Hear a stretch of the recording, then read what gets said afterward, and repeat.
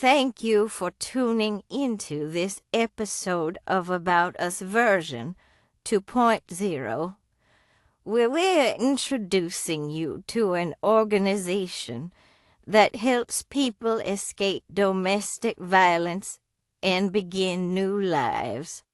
If you agree, please like, subscribe, comment, and share this episode with friends and family. I'll turn you over to our narrator now, who will tell you an inspired story about working people.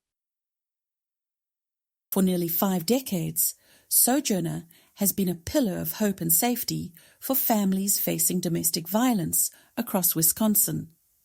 They offer extensive resources to victims each year. Around 10,000 people, actually, find support through their programs. I mean, let's just think about that impact for a second, right? 10,000 lives touched in just a year. That's enormous. Now, one of the lifelines they provide is their 24-hour crisis hotline. You know, one thing that stands out for me is how accessible they've made these services. And let's not forget their emergency shelter, an absolute lifeline for those who find themselves in immediate danger. It's not just about providing a roof. It's about, well, offering a critical sense of safety and dignity during what's often the hardest moment in someone's life. And then there are the success stories that remind us why this work is so vital. Like Natalie, who walked through their doors back in 2016.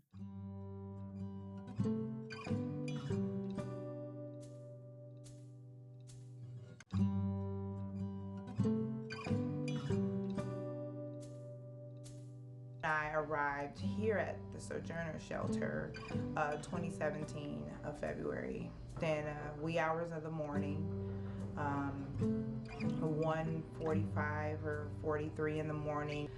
Earlier that day, my spouse and I at the time had got into a physical encounter which landed me at District 5. I felt that I've accomplished so much, and how did I end up here? When I walked through the doors, it was actually a breath of fresh air. I felt like the weight was off my shoulders.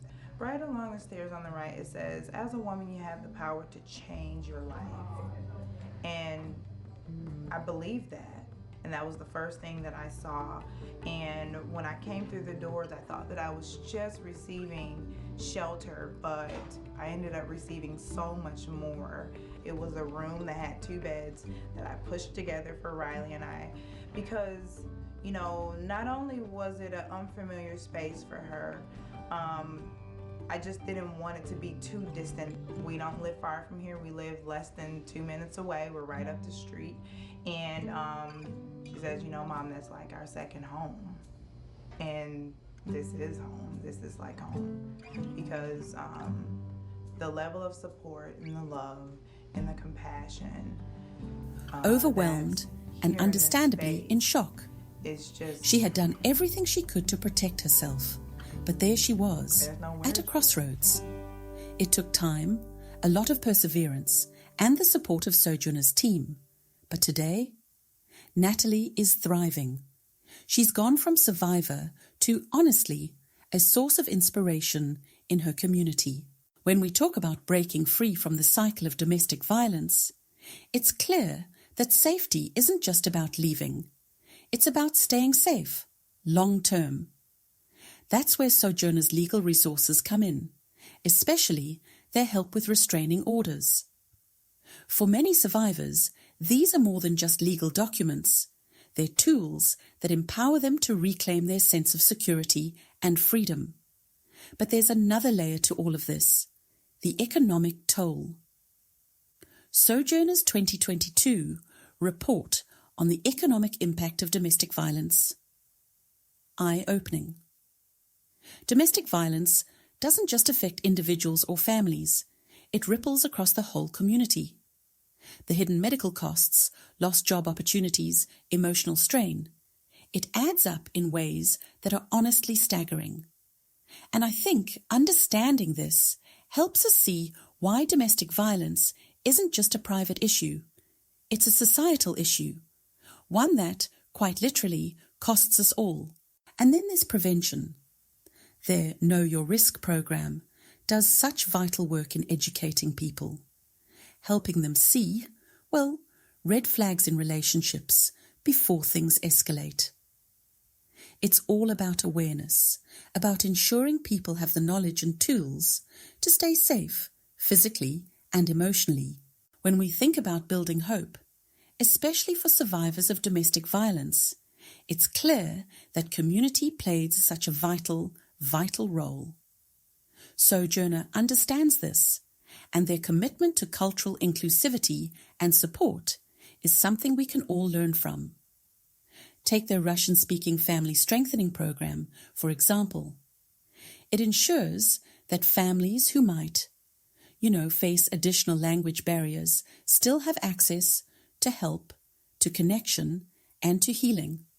And then there are their educational initiatives, like Voices, which just celebrated 7 incredible years. This program is about more than raising awareness.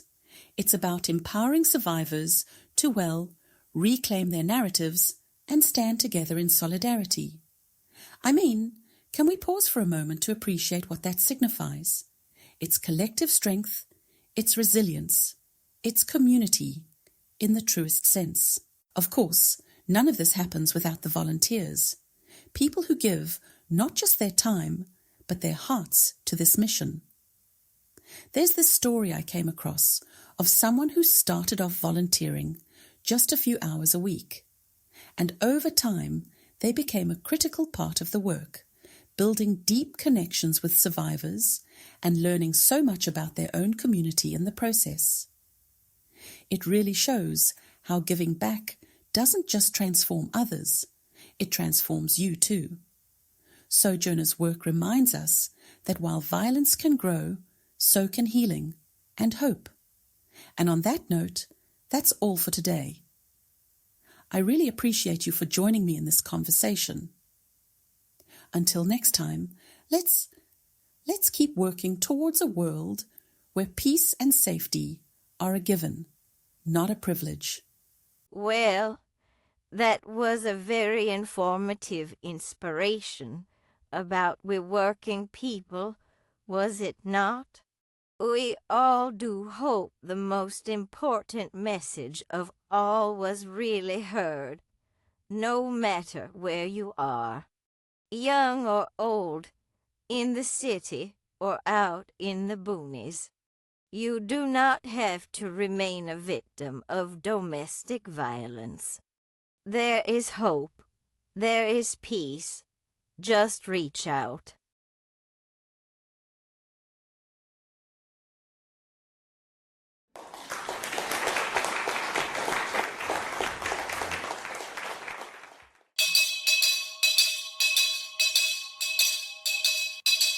Bonjour, comment ça va? Tell everybody. Okay? Bye. Come back soon.